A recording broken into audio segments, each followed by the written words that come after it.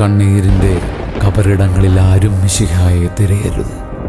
കണ്ണീരിൻ്റെ തിരശീല മൂലം നമുക്ക് മിശിഹായെ കാണാൻ പറ്റിയില്ല എന്ന് വരും. അവൻ ഉയർത്തെഴുന്നേറ്റു.